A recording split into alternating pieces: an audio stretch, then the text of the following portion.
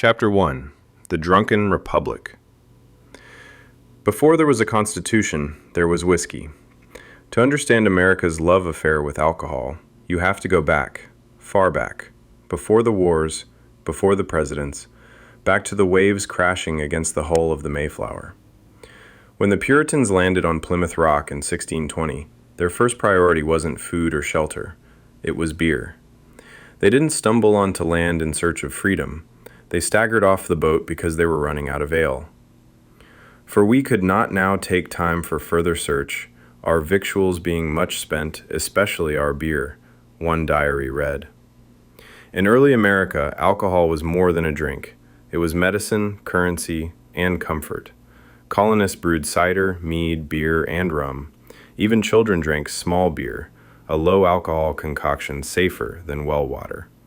And this wasn't just for warmth, it was for survival. Cholera, dysentery, and bacteria thrived in untreated water. But alcohol? Alcohol killed the germs, or so they thought. By the time of the Revolution, George Washington's troops were issued daily rations of whiskey. John Adams began every morning with a tankard of hard cider. Benjamin Franklin famously wrote, "There cannot be good living where there is not good drinking." Taverns were where revolutions were whispered, duels were started, and deals were struck. Paul Revere didn't just ride into the night, he drank before the ride, probably in a tavern. By the early 1800s, the new nation was riding high on liberty and drunk off its ass. The stats are staggering. By 1830, the average American was consuming 5 gallons of pure ethanol per year, equivalent to a bottle of 80-proof liquor every single day. This wasn't the drinking we know today. This was chronic, daylight, all ages, multi-generational binging. Jeremiah starts his day with Applejack, drinks whiskey while plowing, rum with lunch, maybe a few more rounds after dinner. His son, small beer. His wife, medicinal brandy. But not everyone was toasting this liquid liberty. In the shadows of this great American binge, a quiet desperation was growing. Women locked behind closed doors with violent, drunken husbands, children going hungry while wages were traded for another pint. Alcohol wasn't just a social norm, it was a plague, and eventually, someone would fight back. By the middle of the 19th century, the American home had become a battlefield, and the bottle its deadliest weapon. The saloon was king, and behind every swinging door, America's working men washed down their sins, wages wasted, time forgotten. A paycheck on Friday, an empty pantry on Monday, a black eye by nightfall. The world outside the home was run by men. But inside, where the drinking did its worst damage, it was women who bore the cost. They watched as sons followed fathers into drink, they cleaned vomit, hid the children, prayed for morning. And so, when no one else would speak up, they did. The first Crusaders. In 1873, in the quiet town of Hillsboro, Ohio, a group of women gathered inside a church. They weren't activists, they weren't politicians. They were wives, mothers, teachers, daughters, and they were angry. Together, they marched down the snow-covered streets and straight to the town's saloons.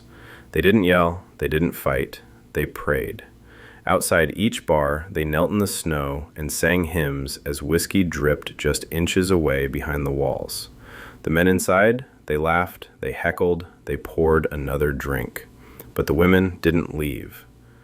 "We will wait," they said, "until the doors close, or heaven takes us first."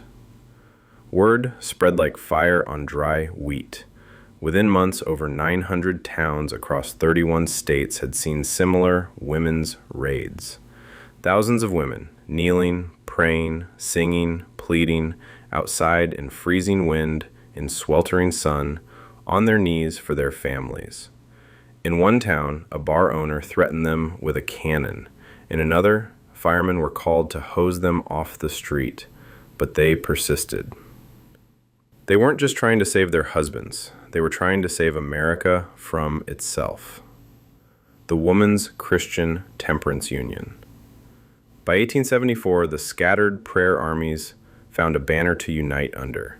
They called themselves the WCTU, the Women's Christian Temperance Union, and they became the largest and most powerful women's organization in the world.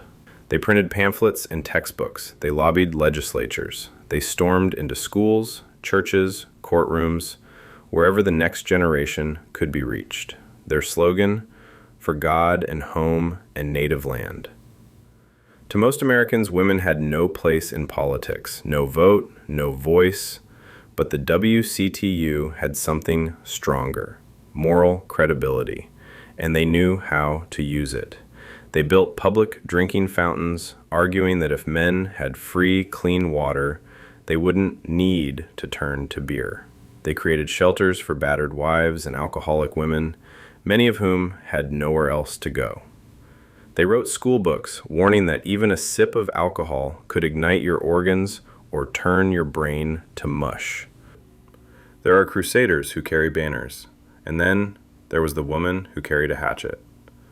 Her name was Carrie Amelia Nation, born in Kentucky, raised by fire, shaped by grief. Her first husband, an alcoholic, drank himself to death.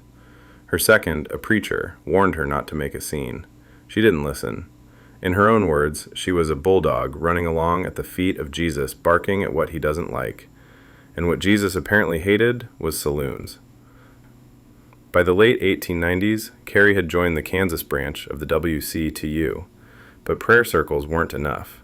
Temperance speeches were falling on deaf ears, and Kansas, dry on paper since 1881, was drowning in illegal liquor joints. Bars operated in open defiance. Police looked the other way. Judges were often in the pockets of the saloon owners themselves. Carrie had had enough. In 1899, she claimed God spoke to her. "Go to Kiowa," he said, "and I will stand by you." On a hot June morning in 1900, Carrie Nation entered her first saloon. She was nearly 6 feet tall, dressed in black, a Bible tucked under one arm, and rocks stuffed in the other. She walked in. She looked around. Then she started smashing everything in sight. Bottles, mirrors, cash registers, windows, the bar itself. Men ran like cockroaches, one witness said. She struck with holy rage. Carrie called it hatchetation. It was messy, it was loud, it was deeply illegal, but it made headlines. The legend grows. Over the next several years, Carrie became a one-woman wrecking crew. When rocks weren't enough, she carried a steel hammer. Then she upgraded to her signature weapon, a polished silver hatchet. She gave interviews, sold souvenir hatchets, and delivered sermons between smashings. "I felt invincible," she wrote, "like Samson with the jawbone, but my weapon was the truth, and steel." Bar owners tried to fight back. Some brandished clubs. Others hired guards. In one town, a saloon keeper beat her unconscious with a pool cue. She woke up in jail, and the next day, did it all again. Carrie Nation was arrested more than 30 times. Each time, she paid her fines, or raised them through speeches and donations, and went right back to work. The nation didn't know what to make of her. Some called her a hero. Others called her insane. Newspapers mocked her. Men threatened her. Even fellow WCTU members whispered that maybe, just maybe, she had gone too far. "Ladies," she once told them, "you do not know the joy until you smash, smash, smash." She spoke in parables. She smashed in paroxysms. She saw herself not just as a reformer, but as God's vengeance in a dress and bonnet. But the truth behind the rage? It wasn't just moralism. It was personal. Carrie had watched alcohol destroy her first marriage. She had seen the rot behind the laughter, the broken homes behind the barroom jokes. To her, smashing a bottle wasn't vandalism. It was liberation. "Men ruin lives in those places," she once said, "and no one does a damn thing about it, so I will." But even hatchets can dull. By 1910, her energy began to fade. She toured in vaudeville acts, half spectacle, half sermon. People cheered, but they no longer listened. She died in 1911 at the age of 64, collapsing mid-speech in Eureka Springs, Arkansas. Her final words, "I have done what I could." Carrie Nation never lived to see the thing she'd fought so fiercely for. But her war left deep cracks in the saloon walls. She was a zealot, a fighter, a storm in a corset. And whether you see her as a hero or heretic, one thing is certain: she made America listen. But soon the movement would shift again, no longer in the hands of smashing widows and prayerful mothers, but in the grasp of sharp suits, political machines, and men who played a longer game. Discipline. After Carrie Nation's fury faded, a new kind of army stepped forward, not with hatchets, but with headlines, not smashing bottles, but shaping ballots. This wasn't just a moral cause anymore. It was a national campaign, targeted, relentless, and shrewd. Welcome to the Great Crusade. The Anti-Saloon League. Founded in 1893, the Anti-Saloon League was unlike any reform group before it. They had no bake sales, no sermons, no ribbons. They had something far more powerful: strategy. At the helm was a man named Wayne Wheeler. Wayne Wheeler, the architect of Prohibition. Wheeler wasn't loud, he didn't drink, he didn't curse, he barely smiled. He looked like a middle manager and thought like a general. Where Carrie Nation saw demons, Wheeler saw votes. He pioneered what we now call single-issue lobbying. You are either for us or against us, he told politicians. There is no middle ground. He didn't care if you were Democrat or Republican. He didn't care about tariffs, immigration, or taxes. He cared about prohibition. If you supported it, the League backed you. If you didn't, they destroyed you. He called it Wheelerism. The press called it a steamroller with a Bible. By the early 1900s, the Anti-Saloon League was pouring money, volunteers, and pamphlets into state elections. They redrew political maps, they toppled governors, they flipped city councils, and they did it with the most powerful force in American politics: organized outrage. The League flooded communities with images of drunk fathers, battered wives, starving children, and corrupt policemen. They pushed the narrative. Alcohol isn't just a drink. It's a weapon of destruction. By 1916, they had helped pass dry laws in over 20 states. They weren't preaching anymore. They were legislating. And then, history gave them the perfect storm: World War I. As American soldiers shipped out to Europe, the League made its boldest argument yet. Why should American grain be wasted on beer when it could feed our boys on the front lines? They called it patriotic prohibition. German-American brewers, like Anheuser-Busch, became targets of suspicion. Every glass of beer, one pamphlet read, is a glass drained in defense of the Kaiser. The temperance movement became wrapped in red, white, and blue. Drinking was un-American. Breweries were the enemy. Saloons became treasonous. In December 1917, Congress passed the 18th Amendment. The House vote, 382 to 128. The Senate, 65 to 20. It was a landslide.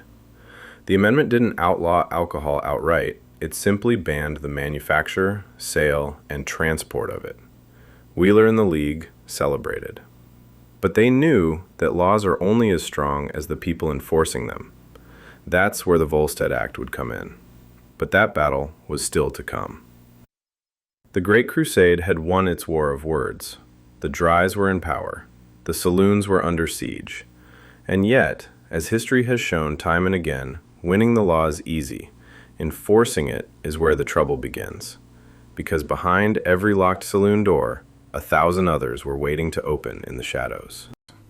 On January 17th, 1920, the 18th Amendment went into effect. The saloons shuttered, the taps ran dry, and America sobered up for about 12 minutes. Because the moment alcohol became illegal, it became profitable, and the country cracked open like a barrel of bootleg gin. Prohibition didn't erase demand, it ignited it. The American thirst only grew stronger, and when you criminalize a craving, you create an economy built in the shadows. Bootleggers became the new businessmen, men with trucks, boats, tunnels, and balls of steel. They smuggled whiskey from Canada, rum from the Caribbean, even sacramental wine for religious purposes. Apparently, during Prohibition, the number of rabbis and priests in America quadrupled overnight. And if you couldn't smuggle it, you made it. Bathtub gin became the drink of the desperate. Homemade spirits cooked up in kitchens, basements, and garages. People mixed industrial alcohol with fruit juice, glycerin, or turpentine, whatever got the job done. The results were often lethal. By the mid-1920s, thousands died from poisoning each year. Some went blind, some were paralyzed, some just dropped dead on the spot.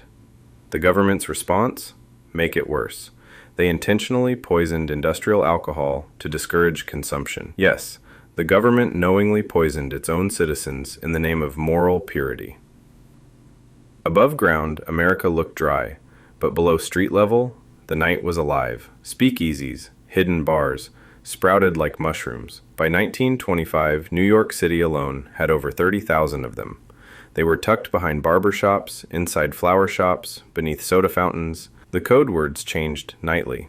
You had to speak easy, or you didn't get in. Once inside, it was another world. Velvet curtains, jazz bands, women in fringe and heels, men in fedoras with flasks in their coats. For the first time, men and women drank together publicly. Racial lines blurred on the dance floor. Gay and lesbian speakeasies carved out space in a hostile world. Prohibition, in trying to enforce tradition, accidentally sparked a social revolution. Organized crime exploded in the 1920s, filling the power vacuum.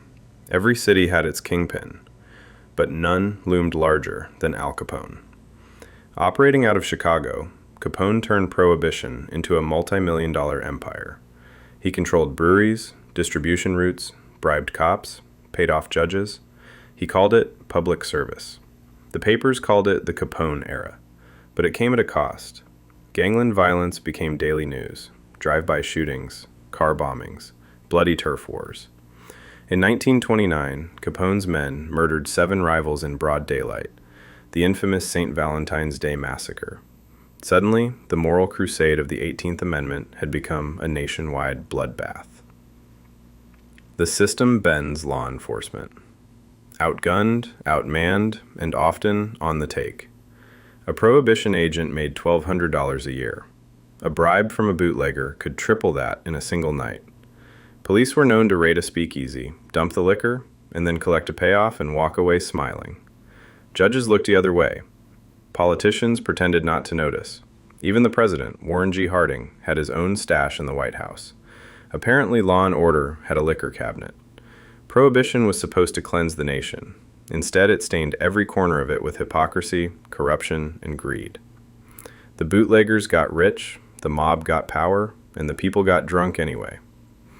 The law had been passed, but the law had also been lost. In the heart of Prohibition America, one city stood out, not for its virtue, but for its vice. Chicago wasn't just a city, it was a battlefield, and at the center of it all stood one man, not a politician, not a preacher, not a hero, a bootlegger, a gangster, a king. His name was Capone. From Brooklyn to the Windy City, Alphonse Gabriel Capone, the son of Italian immigrants, wasn't born a criminal. He was born poor in Brooklyn in 1899. He dropped out of school in the 6th grade, got a scar across his face in a bar fight, and by 18, he was working the door at a mobbed-up nightclub. But it was in Chicago, under mob boss Johnny Torrio, where Capone found his calling. When Torrio was gunned down in 1925 and retired to Italy, Capone took over, and overnight, a bootleg prince became an underground emperor. A city under new management. Capone didn't just sell booze, he sold an experience. His empire ran speakeasies, brothels, gambling dens, distilleries, and smuggling routes. Estimates suggest he made over $100 million a year, the equivalent of nearly $1.7 billion today. And he paid to stay untouchable. Every cop has a price. Capone, allegedly. Bribery wasn't a side hustle. It was policy. Judges were bought. Politicians were on payroll. Even City Hall danced to his jazz-fueled, blood-soaked tune. To the public, Capone was a strange contradiction. He donated to charity, opened soup kitchens during the Great Depression. He smiled for the press and dressed in sharp suits, but beneath the charm was a man who ruled by terror. Turf wars were relentless. Capone's South Side gang fought bitterly with Dean O'Banion's North Side crew, and later with George Bugs Moran. The streets of Chicago turned into war zones, drive-by shootings, car bombs, assassinations in daylight, corpses stuffed in trunks. Gunfire was as common as church bells.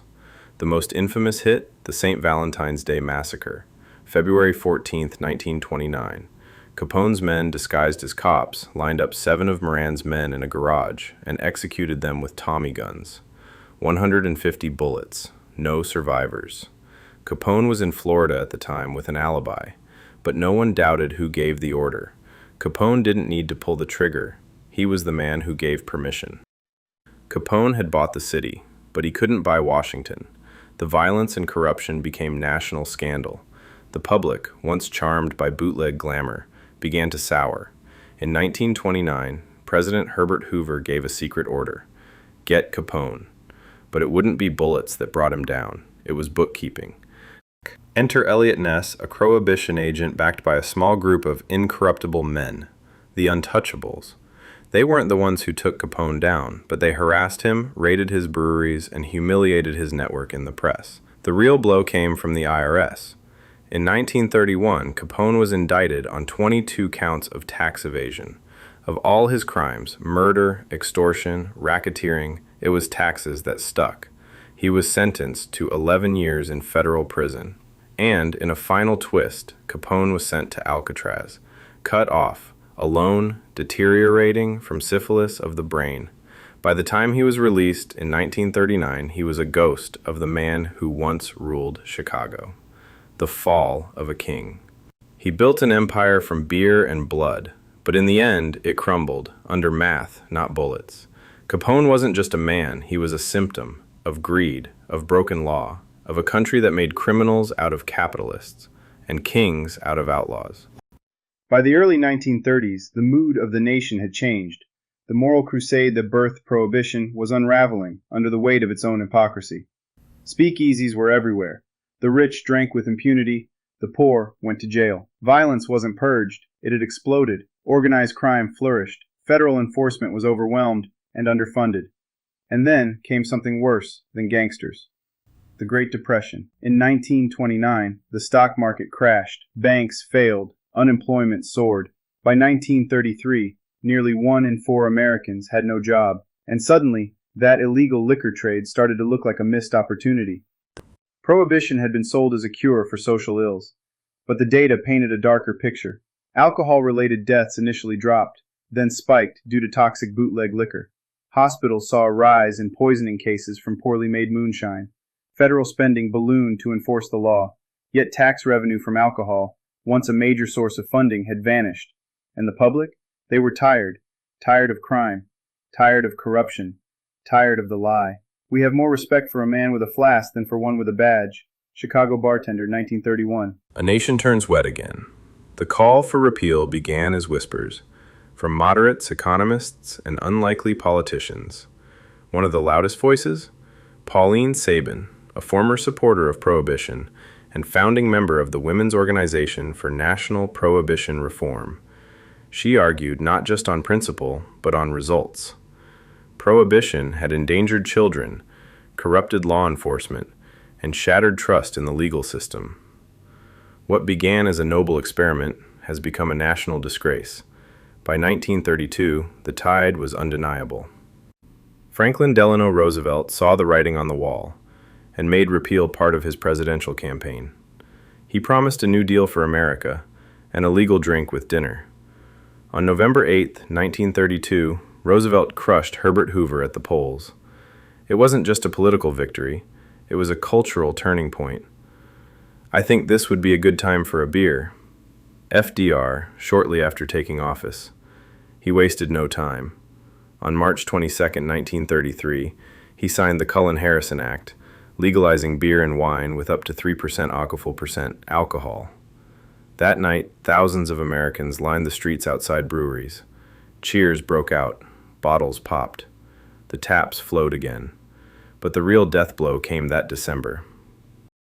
On December 5, 1933, the United States ratified the 21st Amendment, repealing the 18th. It remains the only time in American history that a constitutional amendment was passed to repeal another. Prohibition was over. In bars and parlors and town halls across America, the long dry night had ended. The church bells rang, the beer poured, and the American people exhaled. The noble experiment was no more. The ledger had closed. But what did it leave behind? A wounded legal system and thousands imprisoned for crimes that no longer existed. A permanent mob infrastructure that didn't vanish with repeal. A deeper mistrust of government intervention in private life. And a cautionary tale about legislating morality through brute force. Prohibition had promised to uplift the soul of the nation. Instead, it nearly strangled it. Yet in that failure lies one undeniable truth. When laws ignore the will of the people will ignore the law. Prohibition didn't vanish. It mutated. The Bureau of Prohibition, the very agency created to enforce the dry laws, was reorganized after repeal. Its mission didn't die. It changed targets. By the 1930s, many of those same agents were folded into what would become the Federal Bureau of Investigation, and later, the Drug Enforcement Administration, DEA. The mechanisms of surveillance, enforcement, and criminal procedure built during the Prohibition era laid the foundation for future domestic wars. The war on drugs, federal crime databases, mandatory minimum sentencing, mass incarceration. You can repeal the law, but you can't always repeal the machine you built to enforce it. The shadow economy never left. Even after repeal, organized crime did not dissolve. Bootlegging empires shifted their business models: gambling, prostitution, narcotics, labor racketeering, political corruption. In many cities, the networks forged during the 1920s would persist for generations. The mob didn't go legit, they diversified. And because law enforcement was now entangled in federal operations, many dirty alliances survived long after the last bottle was uncorked. Ironically, alcohol emerged from Prohibition more powerful than before. Liquor was now branded, taxed, licensed, and romanticized. The bootlegger became a folk hero. The speakeasy became a cultural icon. Even modern bars and clubs now echo the aesthetics of that forbidden age: dim lighting, jazz revival, secret doors. And Americans learned a lesson. If you want to make something irresistible, outlaw it. Prohibition also became a template for future political movements. The satanic panic of the 1980s, censorship of comic books in the 1950s, modern debates over marijuana, sex work, vaping, and digital surveillance. In each case, a small but vocal minority pushed for sweeping reform, based not on data, but on fear. The logic is always the same. If we ban the thing, we fix the people. But the lesson of Prohibition is clear. You can't legislate virtue. You can only create crime where once there was none. Even today, the ghost of Prohibition lingers in the margins. Dry counties still exist, over 200 in the U.S., mostly in the South. Blue laws restrict alcohol sales on Sundays in multiple states. Liquor licensing is a billion-dollar bureaucracy that traces its roots directly to the 21st Amendment. And while America may have legalized the drink, the spirit of control is never far away. In the end, Prohibition wasn't just about alcohol.